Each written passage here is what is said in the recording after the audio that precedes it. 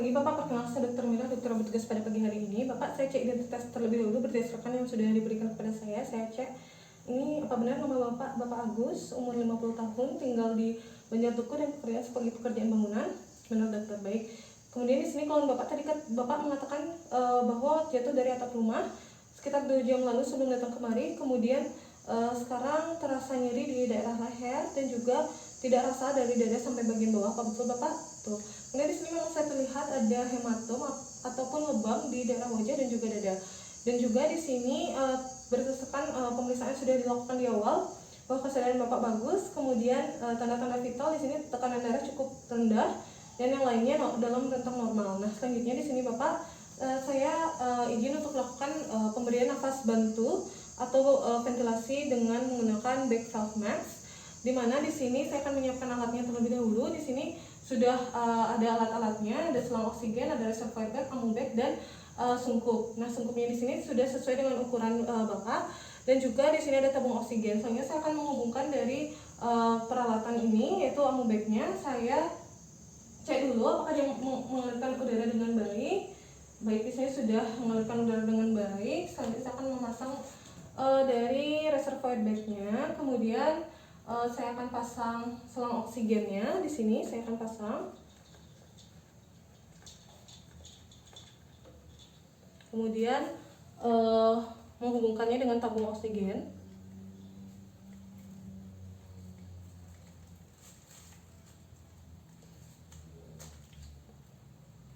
Dan juga memasang sungkup.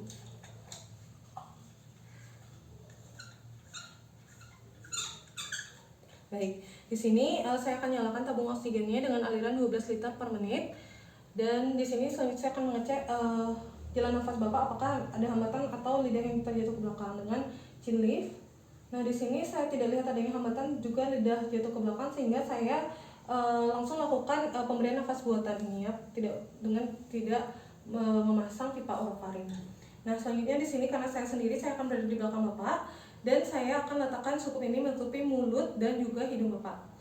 Nah, saya di sini pegang dengan tangan kiri sungkupnya dengan teknik huruf E dan huruf C, di mana huruf C ini saya gunakan ibu jari dan telunjuk di bagian atas dari sungkup, dan jari-jari lainnya saya gunakan untuk memfiksasi mandibula. Nah, saya dorong sedikit ke bawah. Nah, setelah saya yakin fiksasinya sudah sempurna, sudah menutupi dan tidak ada udara yang keluar dari sungkup, saya akan memulai lakukan pengompaan pemberian nafas buatan ini dengan memompa amubek dengan frekuensi 1 kali setiap 5 detik. 1, 2, 3, 4. Baik, di sini saya jika belum didapatkan pengembangan evaluasi dada secara spontan, kita evaluasi lagi amubek apakah ada kebocoran ataupun cara kita memegang sungkup yang tidak benar. Nah, setelah yakin itu tidak ada kebocoran dan sudah benar, lakukan lagi pemompaan dengan frekuensi yang sama, itu sekali tiap 5 detik. Baik, di sini dievaluasi apabila sudah terlihat pengembangan dada secara spontan, kita hentikan pemberian nafas bantu. Baik Bapak, di sini sudah mengembang dadanya secara spontan. Saya selesaikan pemberian nafas bantu ini dan saya akan lanjut dengan melakukan pemasangan infus atau kanulasi vena perifer. Baik, di sini Bapak, saya kembali akan memasang infus atau kanulasi vena perifer. Nah, nanti saya sesuaikan identitasnya terlebih dahulu ya Pak ya. Bapak Agus, umur 50, tinggal di Banjartuku dan pekerjaan sebagai pekerja bangunan. Apa benar? Benar Pak. Selanjutnya di sini saya akan memasang infus ya Pak ya, untuk memberikan memasukkan obat ke pembuluh darah dengan nanti prosedurnya akan saya jelaskan selanjutnya. Apakah Bapak bersedia? Bersedia. Baik, karena Bapak bersedia, saya bertanya apakah Bapak memiliki riwayat alergi tertentu terhadap makanan ataupun obat-obatan? Tidak ada. Baik. Kemudian apakah Bapak memiliki riwayat gangguan perdarahan? Tidak ada. Baik. Selanjutnya di sini saya akan menyiapkan alat terlebih dahulu dan Bapak saya minta untuk berbaring saja dengan nyaman ya Pak ya. Di sini sudah ada alat-alat yang akan saya gunakan, di mana sudah ada cairan infus yang akan saya gunakan. Di sini saya buka dulu, kemudian saya gantungkan. Kemudian saya buka infus setnya terlebih dahulu.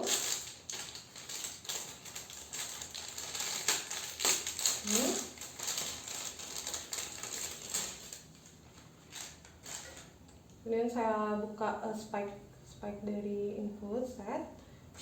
Kemudian dengan ini 45 derajat dan ini yang lurus saya masukkan.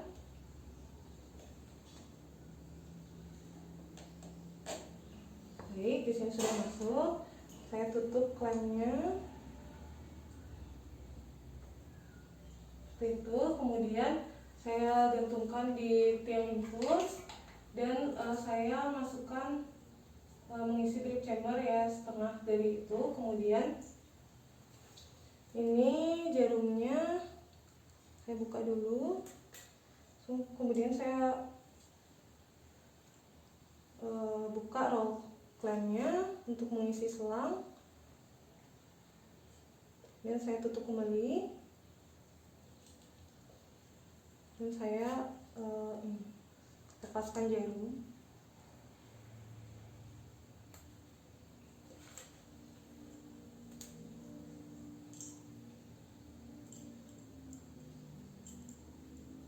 Baik, selanjutnya di sini saya akan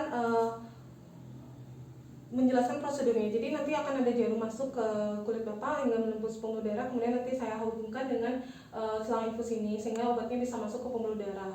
Nah, Bapak mungkin memang timbul rasa sakit sedikit, tapi tidak usah khawatir. Saya akan mengoleskan nanti salep anestesi lokal. Nah, selanjutnya di sini saya akan identifikasi dari vena atau pembuluh darah yang akan saya lakukan, di mana saya akan bertanya terlebih dahulu, Pak ya, tangan dominan yang digunakan yang mana Pak ya, tangan kanan atau kiri? Kanan ya Pak ya. Jadi saya akan mengecek yang sebelah kiri. Mohon maaf saya dari sebelah kanan karena tidak memungkinkan di sebelah kiri. Di sini saya akan melihat ya, dari venanya, di mana saya akan melihat di sebelah distal dulu atau di sebelah bawah. Kemudian saya cari yang besar, kemudian tidak bercabang dan juga besar tidak bercabang dan tidak ada luka ya di areanya, dan ini tidak ada tindakan-tindakan yang sedang dilakukan. Nah, di sini sudah saya dapatkan titiknya di sini ya Pak ya. Jadi saya gunakan tangan kirinya di sini. Kemudian selanjutnya saya akan mencuci tangan terlebih dahulu menggunakan hand sanitizer.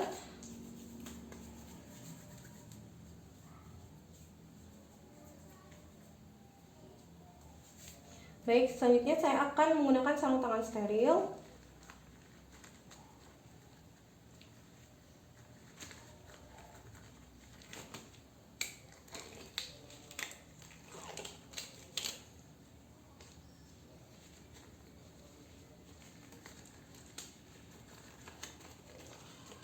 Baik, di sini saya sudah menggunakan sarung tangan steril. Selanjutnya saya akan memasang torniket untuk mobilisasi dari pembuluh darah.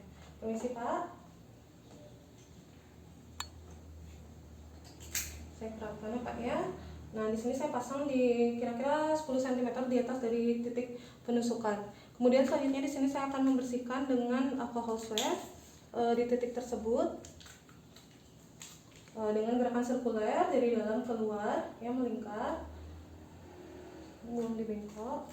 Kemudian selanjutnya di sini saya akan menggenggam dari bagian bawah tempat saya lakukan insersi dan juga menggunakan ibu jari saya untuk menstabilisasi dari vena atau pembuluh darah dan juga jaringan lunak di sekitarnya, kira-kira seperti ini untuk menstabilisasi. Kemudian selanjutnya saya akan mengambil dari kateter intravenanya.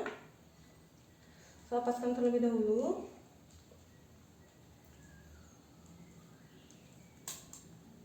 Nah, ini kateter intravenanya sudah saya inikan. Saya hadapkan bevel kateter menghadap ke atas dan juga saya pegang menggunakan jari telunjuk dan ibu jari dengan membuat posisi di atas permukaan kulit sebesar 45 derajat, kira-kira seperti ini, 45 derajat. Kemudian saya mulai menusukkan dari mendorong dari kateter intravena ini untuk masuk ke permukaan kulit hingga nanti terlihat darah pada Pak ya, darah pada kateter vena.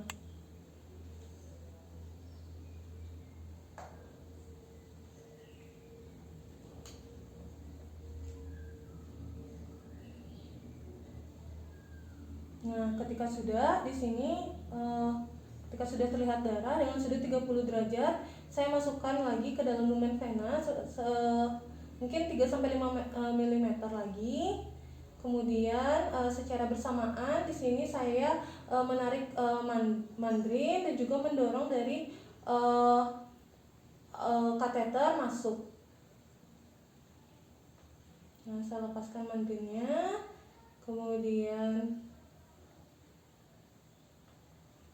saya ketika kateter sudah sampai ke pangkal kulit dan lepas dari mandrinnya, saya tekan aliran di ujung dari kateter agar tidak jatuh airnya. Kemudian saya letakkan mandrin di bengkok, kemudian saya lepaskan ini dan saya pasang infuset.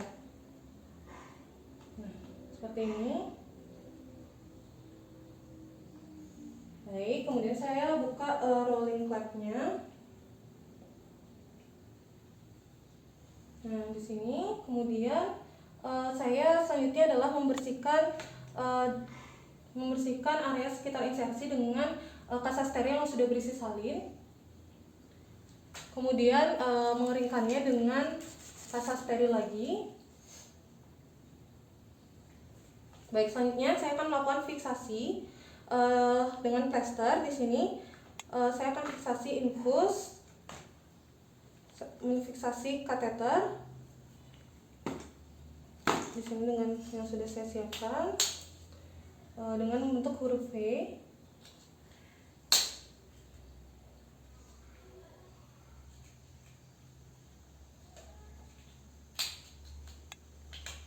Nah, kemudian memfiksasi lagi infusetnya dengan bentuk huruf V.